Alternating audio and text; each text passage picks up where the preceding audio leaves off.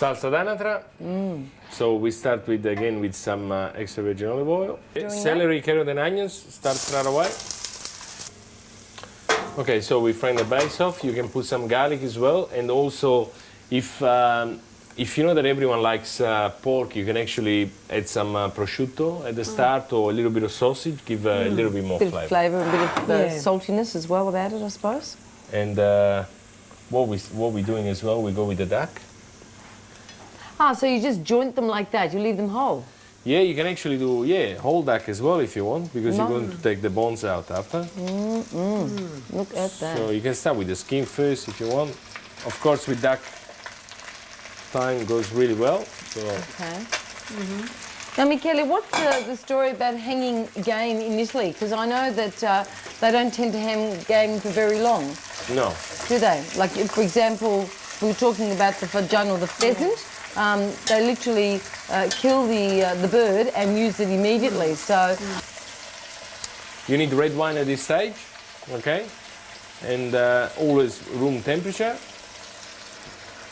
To stop, so it doesn't stop the cooking process, of course. Yeah, and make sure you let the wine evaporate properly, because that's when you get rid of the flavor as well. Why not use the white one, Kelly? You can use the white one. It's really, I think the red one gives more flavor to the duck sauce, but you can use the white one. It's no problem at all. So now that I add the tomato, I think what do? You just put it down, you put a lid on, and you need a couple of hours really to cook really slowly with the lid on. Okay. After 2 hours and a half, we're going to have the sauces start to look really thick, and the only way that you can see the duck is cooked is when it starts to fall apart, okay? You see it falls apart from the bones. Now, there's a few different ways of serving this sauce. You can let it rest in the cool room, pull it all apart and cut it up, and the day after serve it with pasta. Or the other way you can do is actually serve it straight away, and you serve the pieces of duck on top of the meat. So you have like as a garnish, but also it's separated, so you got the sauce and your meat on top. And you need a pasta than pappardelle or a really thick pasta to absorb all the flavor. Tonight I've got some gnocchi ready, okay? In Tuscany they also make gnocchi with the chestnut flour, which they call in topino, little reds. They're not using red, but now, so what are we doing is, we're just going to pour the sauce with the pasta. I mean, you can toast the pasta if you want. Just going to put it here for a second. And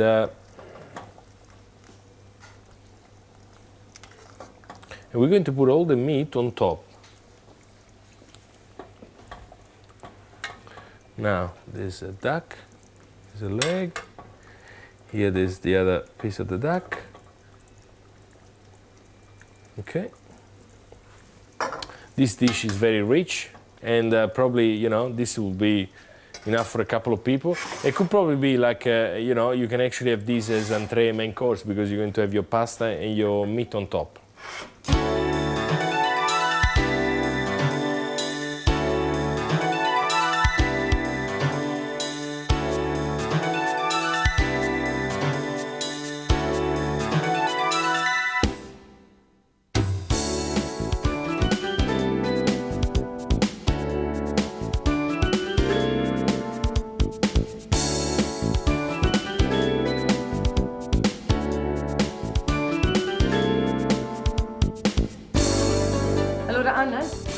Let's show our viewers the process of making this famosa torta di riso. Okay. Okay.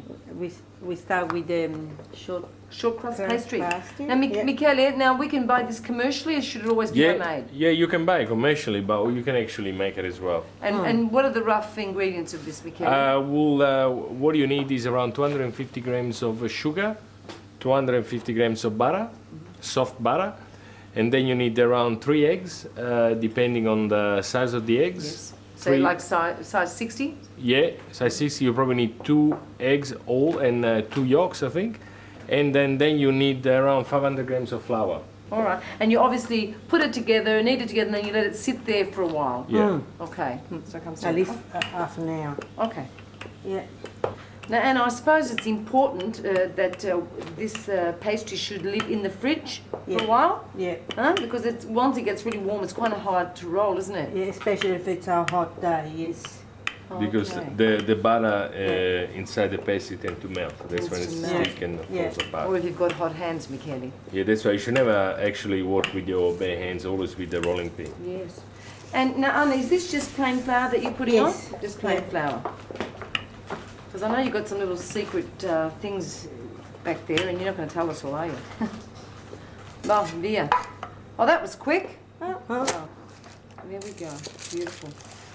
Okay, so this is important, yeah, we're actually Anna is doing now, it's really important anytime you use this pastry. Okay. Just aerates it, doesn't it, Michele? Yes. Mm. Makes it easier Really? when you cook as well. Okay. And for our viewers at home doing this in the coming weeks, please don't do it, Anna. She's an expert at this, so she's cutting around like that. But make sure you miss your fingers, huh? Here we go. That is the hand of an expert. A Tuscan expert. How's that? Now we prepare the rice. Okay. Okay, Yeah. this, you want to explain now, is done. It's cooked with milk and water. How So much we got rice? 300 grams of rice, You got it. arbori rice, and half a liter of milk, half a liter of water, yeah? Yeah. But you always have to taste, I think. Sometimes Yeah. different rice takes longer, so when you have to, you always have to check to make sure that it's cooked. Maybe you have to add It some needs to water. well cook. Yeah, has to be well How done. long? How long is the cooking time, Anna? Or usually till it absorb all the liquid, All yeah. the liquid, yeah. And that's Yeah. when you add the sugar, yeah. You add the sugar at the end, yeah. Yeah. Okay. And how much sugar do we add? It's 150 grams for the And then for we the. put some peel, lemon peel. Lemon peel. All right. Fantastic for flavour. Now we Can I ask you a question, Anna? Yes. Now, with the rice, do you normally wash it beforehand? Because obviously, washing it takes away all the valuable starch that gives it that creamy It's texture. not Is that what necessary. you're trying to get here?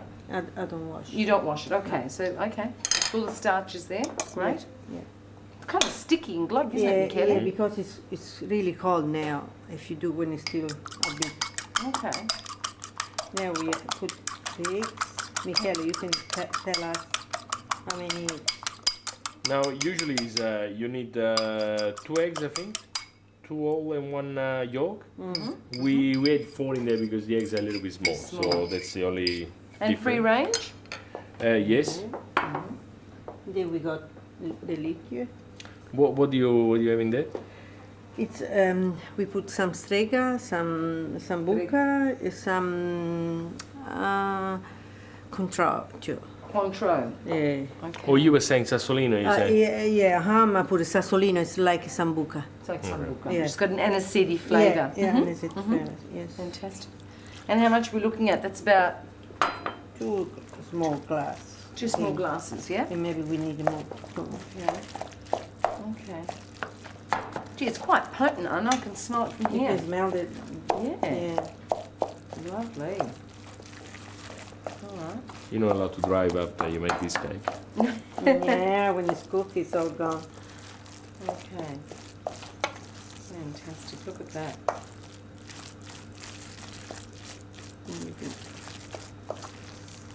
All right. So 2 glasses, Michele, is equivalent to what?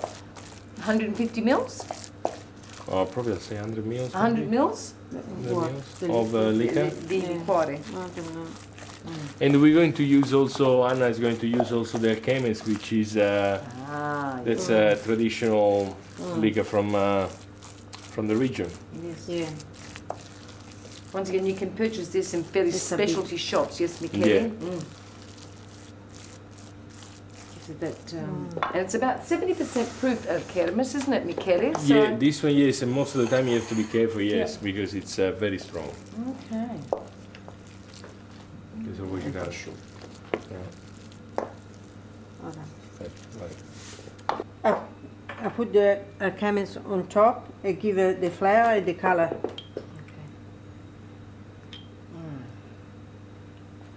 Once upon a time, at chemists, they used to put for coloring that, what's the name of that insect? Cochineal. Yeah, Cochineal, yes. Little bugs. there's none in this one, hopefully. Beetles. Yeah. Okay. Very. Now. So no quantities there, just enough to brush over the cake. Yeah. And she's quite liberal with it, Bob. All right, here we go. Oh yes, I can see that's a very soft pastry. Here we go.